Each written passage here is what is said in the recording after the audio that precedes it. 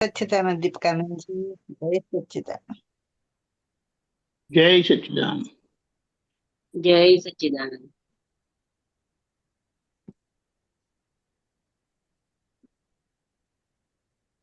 બોલો દીપકાનંદજી. જય સચ્ચિદાનંદ. 25 August 25 August. અવર્ણવાદ અપરાધ અવિનય ન હો. આ વાણી તો સરસ્વતી દેવી છે. આ વાણી તો સરસ્વતી દેવી છે. જો દુરુપયોગ કરો તો લક્ષ્મી રિસાય. જો દુરુપયોગ કરો તો લક્ષ્મી રિસાય. નિંદા ટીકાથી લક્ષ્મી આવે નહીં. નિંદા ટીકાથી લક્ષ્મી આવેલી પણ જાય. અહીંયા અદ્ભુત સિદ્ધાંત દાદા ભગવાન માટે જેટલું અહો અહો કરો ને, મને તો એવું લાગે છે કે એ આપણો અહોભાવ આપણે એમને વધારે ઓળખી શકીએ, આપણે એમને વધારે જીવી શકીએ. કારણ કે એ બધી વસ્તુનું મહત્વ સમજાયું છે, મનાયું છે. આવા વિરલ જ્ઞાની મળ્યા અને કંઈક કંઈક આપણા માર્ગદર્શન કર્યા છે ને હજી પણ કરી રહ્યા છે. આપણે એમ કહીએ કે એવા એ દાદા માટે એટલો અહો અહો થાય છે. તમે મારા પાસે શંકા કરો છો? મને કોઈ જાતનો અહો નથી. તો હું રોજ સવારે શું કામ આવું છું? ટાઈમ પાસ કરવા આવું છું? ના, એટલે આ તો કહીને કે અહો એને કહેવાય. ખરેખર જોવા જાય છે દાદા એમ પટેલ ને દાદા ભગવાન માટે જે અહો અહો હતું એનું માપ શું કીધું? તો કે આખા દિવસમાં 1000+ ટાઈમ અંદરના પ્રગટ દાદાને જય કરતા હતા. બોલો. એટલે અહીંયા હવે આપણે આ વાણી માટે કહીએ, પણ એક વસ્તુ મેં જોઈ છે. ધીમે ધીમે જેમ જેમ દાદા માટે અહો અહો વધતું જાય છે ને, તેમ તેમ દાદાની વાત આપણને સમજાતી જાય. દાદાની વાત ધીમે ધીમે આપણા નિશ્ચયમાં આવતી જાય છે અને દાદાની વાત નિશ્ચયમાં આવેલી જીવાતી જાય છે. એટલે જેના ઉપર આપણું બિલકુલ ધ્યાન ક્યારે ગયું જ નહોતું, એ વાણી આપણને આપણી જ વાણી સંભળાતી જાય.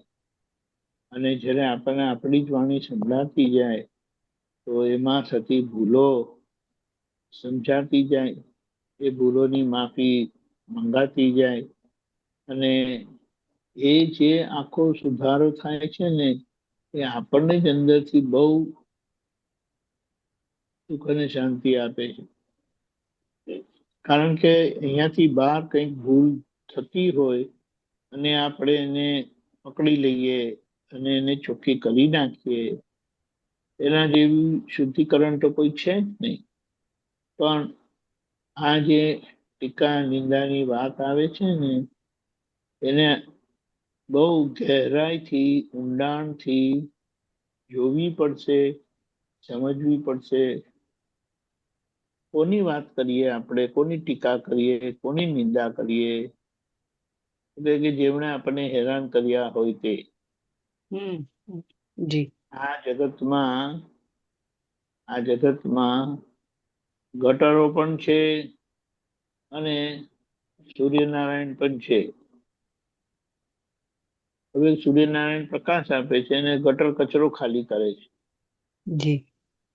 બેમાંથી કયું સારું? સૂર્યનારાયણ. જો એક જ દિવસ ગટર જામ થઈ જાય અને બધું અટકાવી રાખે કચરો, તો શું કરવાનું? નાક બંધ કરો. શું કે? નાક બંધ કરવાનું. ના, એ તો બરાબર છે, પણ આપણે સમજવાનું શું છે કે હા એટલે આમ કે ઘર ગંધાઈ ઉઠે કે આપણે કહીએ, પણ મુદ્દો શું છે? સૂર્યનારાયણ એમની જગ્યાએ 100% કરેક્ટ છે. ગટર એની જગ્યાએ 100% કરેક્ટ છે. છે એ જી બેની સરખામણી કરવી એ ભૂલ છે. ભૂલ છે એ રાઈટ બેની સરખામણી કરવી એ ભૂલ છે, કારણ કે બંને એની જગ્યાએ જરૂરી છે.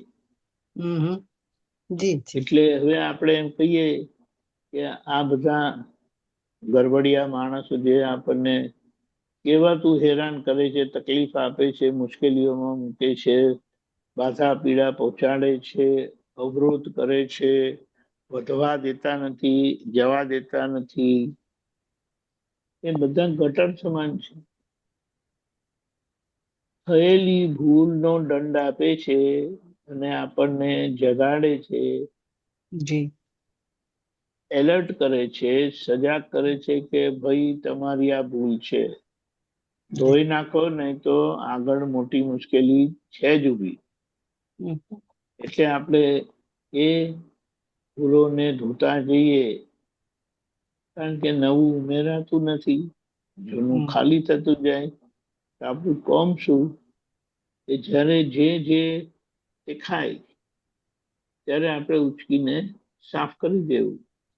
એમ આપણે ગટર બી સાફ કરવી પડે છે. અને આજે તો આ કળિયુગની શું કહેવાય બલિહારી એ છે કે ચોક થયેલી ગટરને પણ ખોલવાના સાધન સામગ્રી એવી આવી છે ને કે તમે અંદર વાયર નાખો અને પછી એ વાયર ઉપરથી ફેરવો અને ખેંચો તો જે વસ્તુ ગટરને બ્લોક કરતી હોય તે આખો બધો કચરો બહાર આવી જાય. જી એટલે આપણને એવા જ્ઞાની પુરુષ મળ્યા છે કે જે આ ચોક થઈ ગયેલી બ્લોક થઈ ગયેલી ગટરને પણ ખોલી આપે છે. અને ગટર ખોલી આપે એટલે હળહળાટ બધો કચરો નીકળતો જાય. જાય એટલે કે સાચી સમજણ આપણને મળે. કચરાને જવા દેતા હતા, કચરાની શરમ રાખતા હતા. ગુણો તો એવા છે નહીં કે હમ કોઈ આપણા પર ખુશ થઈ જાય, કોઈ આપણા ઉપર આફરીન થાય. દાદા કહે કે અમને જોઈને બધા આફરીન થઈ જાય. હમ હવે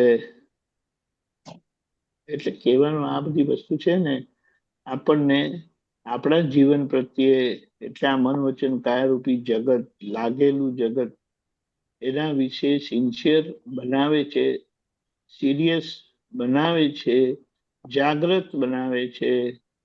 હમ, એની પાછળ નાનામાં નાની ભૂલ જો થતી હોય તો બીજા જુએ એ પહેલા આપણે જોઈ લઈએ.